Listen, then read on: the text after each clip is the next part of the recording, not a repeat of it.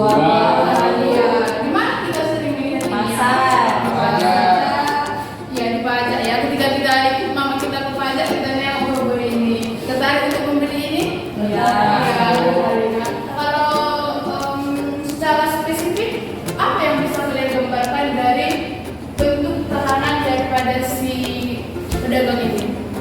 Dikelompokkan itu. Iya, iya betul, dikelompokkan berdasarkan jenisnya. Nah, begitu juga yang mau kita pelajari hari ini yaitu mengenai klasifikasi tumbuhan.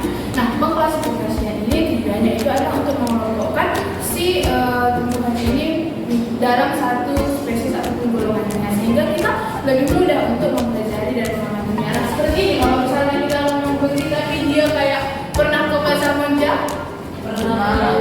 bagaimana di sana bercampur aduk ya, kita lama untuk memilihnya. Kalau seperti ini kan pembeli lebih tertarik, lalu lebih cepat lah kita untuk memilih bahan yang mau kita beli. Itu Anda dapatkan daripada pelajaran tentang biologi. Boleh ditunjukkan penjelasannya? Jadi pelajaran kita minggu lalu mengenai tumbuhan berbiji, yaitu berbiji terbuka, berbiji terbuka misalnya itu ada yang jenis Ini di kopi bijinya.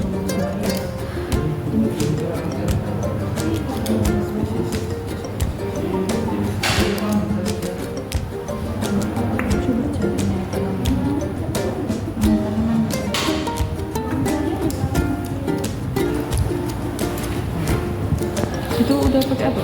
Atau itu pakai lem aja?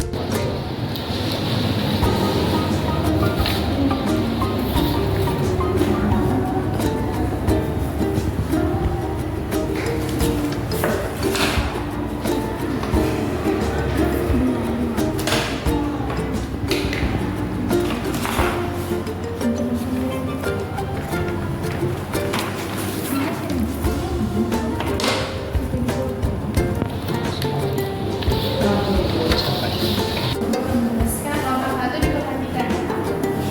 Oke, kami dari kelompok dua menjelaskan hasil dari yang kami berikan di lapangan, yaitu dari bagian akarnya, di mana yang pertama akar monokotil. Di sini kami dapatkan bahwa itu mengatakan ini akar monokotil karena dia itu akarnya serabut atau bercabang, kemudian dia tidak berkambium. Di bagian akar yang monokotil akarnya kan dia bercabang-cabang kan, berserabut gitu. Kemudian di akar monokotil, kami mengatakan ini akar monokotil karena dia itu akarnya tunggang atau kebalikan dari akar serabut dan dia itu berkambium. Nah, seperti ada. Bagaimana kelompok satu ada perbedaan?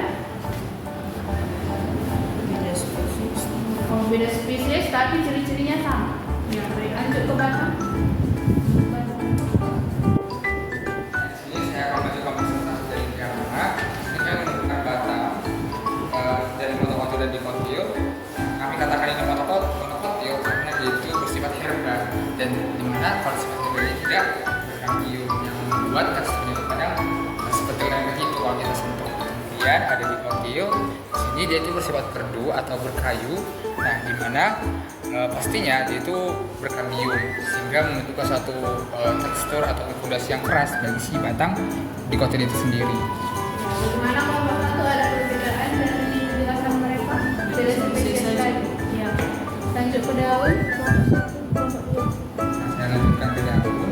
Nah, di sini kami menemukan daun monokotil dan dikotil. Saya mulai dari monokotil dulu. Nah, tipe daunnya ini sejajar seperti yang sudah dijelaskan atau disebut tadi sama Mem Eli. Bentukannya itu segitiga dia. Kemudian yang di sini ada daun herba lainnya, di mana tipe daunnya itu melengkung. Nah, mereka itu tampak lunak karena ya di sini pangkal dari si pangkal dari si daunnya itu tampak lunak karena memang tadi tidak berkambium. Kemudian ada yang dikotil, di sini tulang daunnya menyirip. Nah, di sini saya ingat-ingat lagi kalau ini dari daun jambu, di sini ada dari daun rambutan dan ini dari daun apa namanya nih? Ketapang ya. Bagaimana kelompok satu ada perbedaan? Ya, lanjut ke bagian bunga. Nah, bunganya sendiri, kalau monokotil kita tahu percabangan ya? Oh, kelopak. Nah, kelopak bunganya itu terdiri dari yang kalau monokotil itu 3 atau kelipatannya, sedangkan kalau yang dikotil itu 5. 2, 4, dan 5 ataupun kelipatannya. Nah ini dari bunga asoka, sedangkan ini kurang tahu karena kami belum mengidentifikasinya dengan jelas. Nah, lanjut ke bagian 2. Iya, Bu.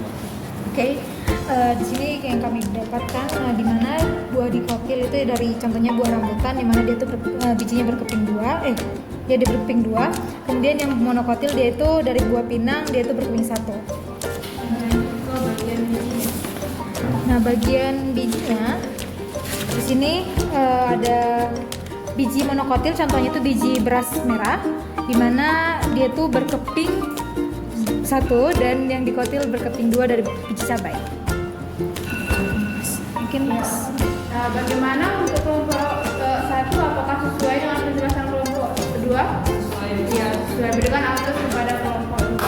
Adapun untuk ciri lainnya bisa kita lihat dari akar. Nah, akar pada tumbuhan dikotil itu dia adalah tipe akar tunggal. Sedangkan kalau yang monokotil dia agak serabut. Kemudian dari batangnya itu kalau yang dikotil dia berkambium. Jadi kalau kita pegang biasanya dia teksturnya lebih keras. Kemudian kalau yang monokotil itu dia tidak berkambium. Jadi seperti tanaman herba itu dia akan cenderung lebih lunak.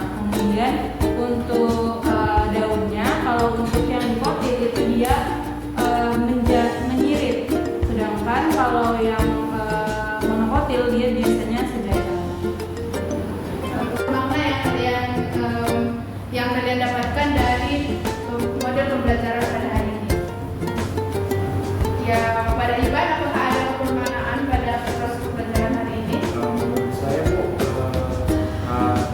kami karena model pembelajaran sistem berlatih ini Bu, kami jadi lebih paham materi sesuai dengan pembelajaran kami sendiri. Iya. Bagaimana dengan program kelompok 2? Ada pemaknaan pada proses pembelajaran pada hari ini? Menurut saya kalau pembelajaran smart learning ini cukup mudah sebenarnya ya, Bu. Tapi memang dalam proses pemahamannya itu jauh lebih konkret lah, lebih paham. Ya, baik. Simpulkan bahwa memang tumbuhan anisperma ini adalah peran utamanya sebagai sumber makanan. Maka setelah pembelajaran hari ini, Ibu mau tanya, apakah ada siswa yang berminat untuk menanam tanaman hidroponik secara mandiri di rumahnya?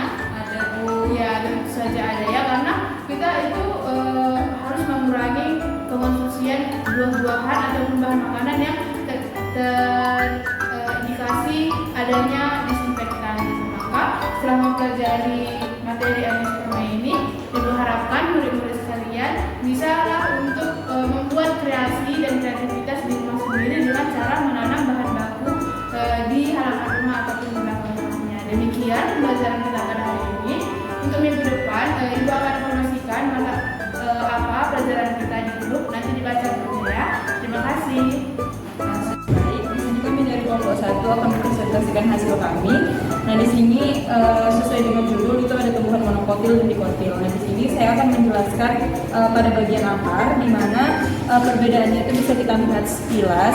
Nah, pada tumbuhan monokotil itu akarnya cenderung lebih berserabut, dia lebih tipis dan tidak ada satu akar utamanya yang menuju ke pusat bumi. Nah, sedangkan kalau pada tumbuhan dikotil itu dia punya satu akar tunggang yang menuju ke dalam ke pusat bumi. Nah, di sini juga ada rambut-rambutnya. Nah, kemudian yang kedua itu bisa kita lihat pula perbedaannya pada bagian batang. Di mana pada tumbuhan monokotil itu batangnya dia cenderung lebih lurus dan apabila kita pegang itu dia lebih lunak.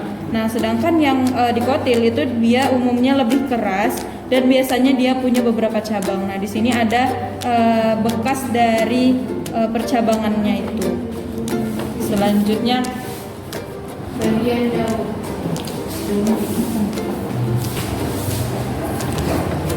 Baik, selanjutnya adalah daun. Dan seperti kita lihat ada perbedaan seperti yang tadi dijelaskan oleh kelompok 1, kelompok 2. Jenis-jenis daun monokotil dan dikotil itu berbeda.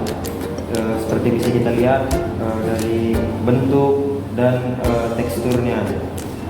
Dan spesies yang kami ambil dari daun monokotil ini adalah dari spesies Begonia minor Jad. Dan untuk yang spesies daun dikotil itu kami mengambil dari daun Magnolia grandiflora L. Oke, selanjutnya untuk bunga, pada bunga dikotil seperti yang bisa kita lihat, bunganya memiliki kelopak. Ini kelopaknya. Kemudian dari spesies yang kami ambil itu adalah bunga lantana canescens Kuhn. Sedangkan bunga monokotil itu kami ambil dari bunga Eugenia involucrata DC. Seperti bisa kita lihat, ini kelopak bunganya berbeda ya. Oke, selanjutnya buah bagian buah. Oke, jadi di sini ada bagian buah monokotil yang dimana dia bentuknya bulat tunggal. Di sini contohnya ada tanaman palem. Kemudian di bagian sini ada buah dikotil seperti ini bentuknya, dan dia memiliki biji berkeping 2, sedangkan buah monokotil memiliki biji berkeping 1.